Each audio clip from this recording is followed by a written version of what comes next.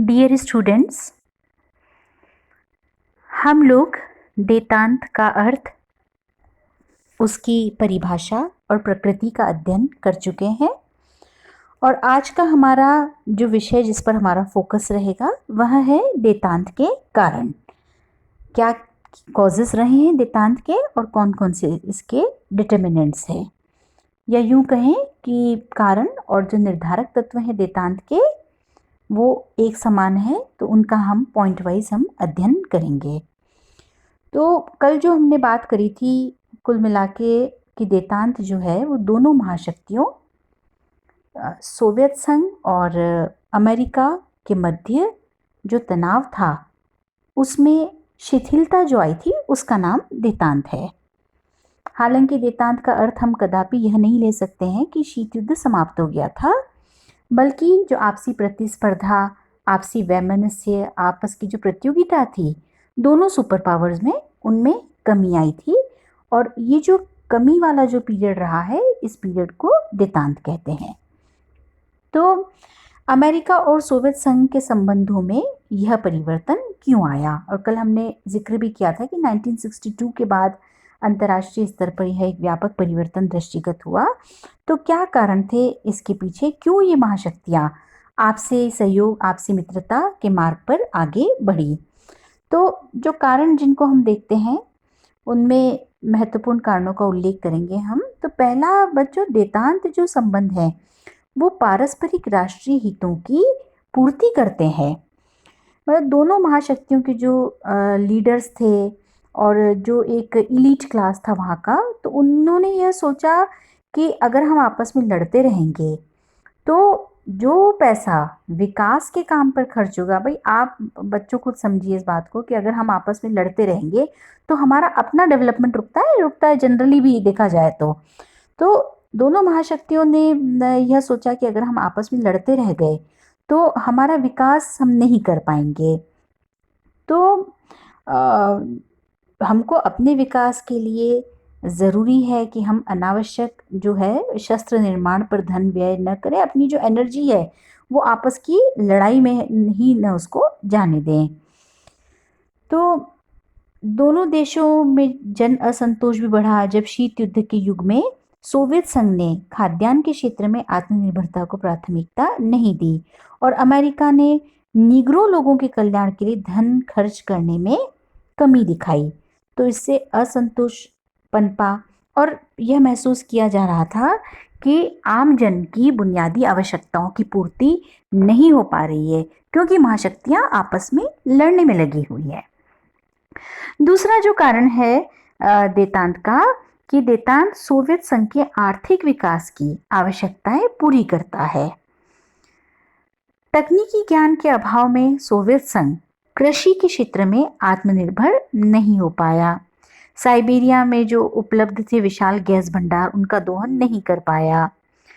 तो अगर अमेरिका से संबंध अच्छे होते तो वह अपनी इन चीज़ों की आपूर्ति आराम से कर सकता था, क्योंकि अमेरिका के पास हमेशा से ही अतिरिक्त खाद्यान्न उपलब्ध रहे हैं।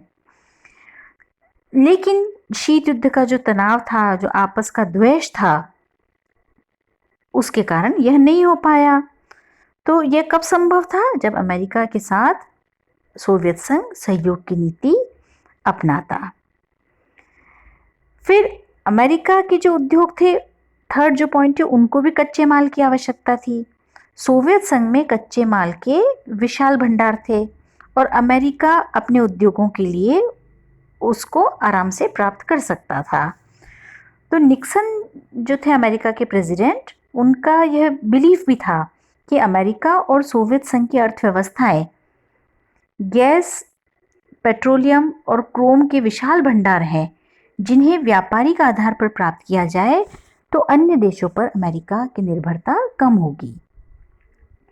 नेक्स्ट जो पॉइंट है कि क्यों आपस में जो संबंधों में सुधार आया, वह आणविक शस्त्रों के क्षेत्र में संतुलन।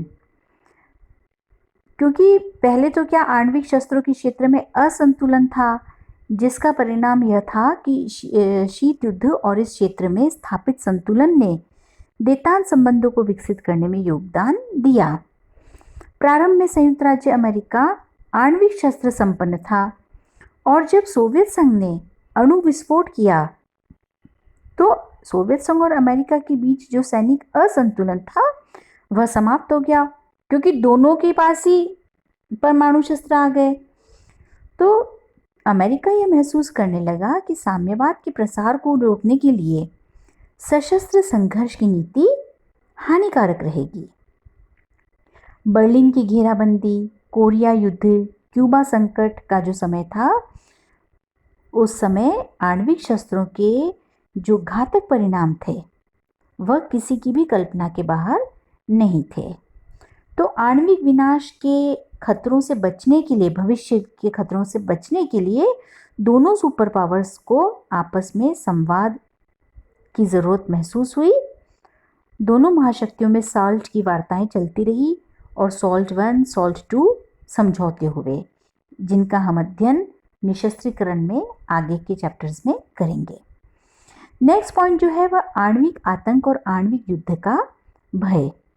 दोनों ही महाशक्तियों के पास आणविक शस्त्र थे, न्यूट्रॉन बम था, न्यूट्रॉन गोलियां थी, जिनका जो प्रभाव होता है वो बहुत ही बुरा होता है, हाइड्रोजन बम। तो नाभिकीय अस्त्रों के जो एग्जिस्टेंस थी उससे बहुत ही भयानक और विनाशकारी परिणामों की आशंका थी और कोई भी महाशक्ति नहीं चाहती थी कि इस तरह का खतरा लिया जाए। इसलिए इन लगा कि कोई भी अगर इस तरह का प्रयास करेगा या युद्ध करेगा तो बहुत बड़े स्तर पर, व्यापक स्तर पर हानि होगी। नेक्स्ट जो पॉइंट है वो राष्ट्रीय प्राथमिकताओं में बुनियादी परिवर्तन। पहले क्या था, शीत युद्ध के समय एक ही उद्देश्य था। सोवियत संघ के पास तो था कि साम्यवाद का प्रसार करेंगे, पूंजीवाद का विरोध करेंगे, और अमेरिका साम्यवाद का विरोध और पूंजीवाद का प्रचार प्रसार चाहता था। तो इस एक ही उद्देश्य की पूर्ति के लिए जो कल्याणकारी योजनाएं थी, जो आम जन की जो बुनियादी आवश्यकताएं थी, उनसे संबंधित जो बातें थी उनकी अनदेखी हो रही थी। तो दोनों महाशक्तियों को यह लगा कि विकास रुक रहा है और उन्हें अपने संसाधन, जो उनके पास तकनीकी ज्ञान है, उसका प्रयोग आम जन के जीवन स्तर के उत्थान के लिए करना चाहिए। इसलिए महाशक्तियों को महसूस हुआ कि जब तनाव में शिथिलता आएगी तभी यह काम हो पाएगा। नेक्स्ट पॉइंट है शीत युद्ध का जो तनावपूर्ण वातावरण था, एक मनोवैज्ञानिक युद्ध था ये। इसे निलंबित मृत्युदंड के समान माना गया। ये गर्म युद्ध से भी अधिक भयानक इसको माना गया है, क्योंकि इसमें हमेशा युद्ध की आशंका बनी रहती थी। तो वातावरण बहुत तनाव का था। तो महाशक्तियों को ऐसा लगा कि पारस्परिक टकराव की जो ये निरंतर जो स्थिति बनी हुई है, इसको रोका जाना चाहिए। नेक्स्ट पॉइंट है बच्चों, साम्यवादी गुटबंदी का ढीलापन तथा सोवियत रूस चीन मतभेद। सोवियत संघ के प्रति अमेरिकी दृष्टिकोण में जो परिवर्तन हुआ उसका एक महत्वपूर्ण कारण साम्यवादी गुटबंदी का ढीला होना था। अंतर्राष्ट्रीय जो परिदृश्य बदला हुआ था, साम्यवादी गुट की एकजुटता टूटने लगी और साम्यवादी दुनिया में शक्ति के अनेक प्रतिस्पर्धी केंद्रों का उदय हुआ जो मॉस्को से स्वतंत्र रहने की इच्छा करने लगे। साम्यवादी दुनिया की जो एकजुटता थी उसके स्थान पर अब वहां बहुध्रुवीयता दिखाई देने लगी और यह स्थिति अमेरिका के लिए लाभ की स्थिति थी, क्योंकि वह उनके मतभेदों का लाभ उठा कर समझौता कर सकता था।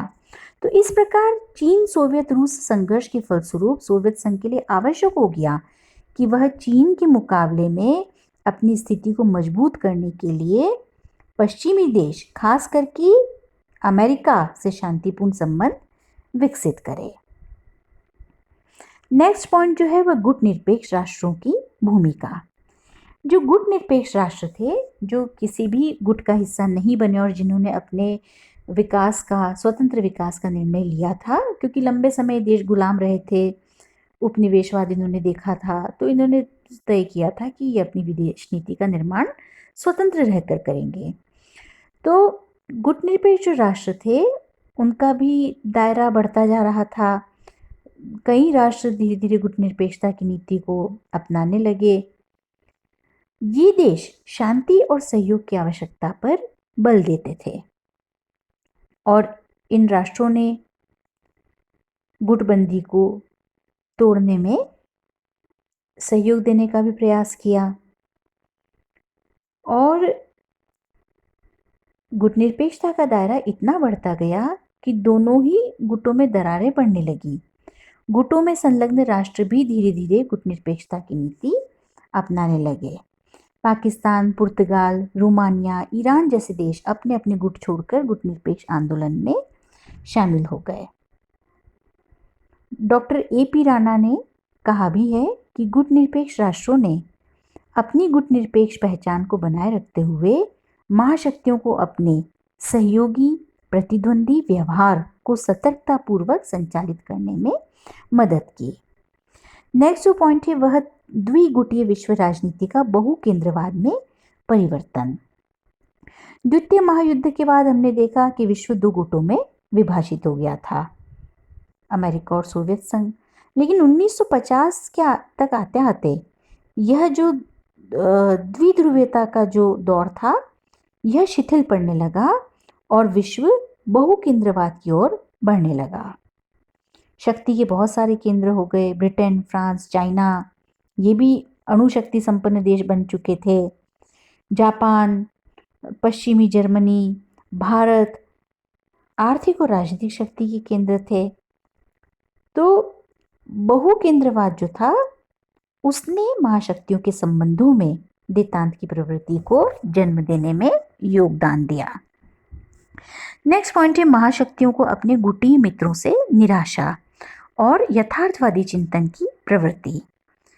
शीत युद्ध के समय क्या था, अमेरिका और सोवियत संघ अपना अपना गुट को बढ़ाना चाहते थे, अपने अपने मित्र बढ़ाना चाहते थे। लेकिन धीरे धीरे उन्हें लगा कि ये जो मित्र थे ये उनके लिए बोझ बनते जा रहे थे।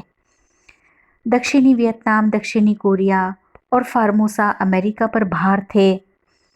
पूर्वी जर्मनी और उत्तरी कोरिया सोवियत संघ पर भार साबित हुए।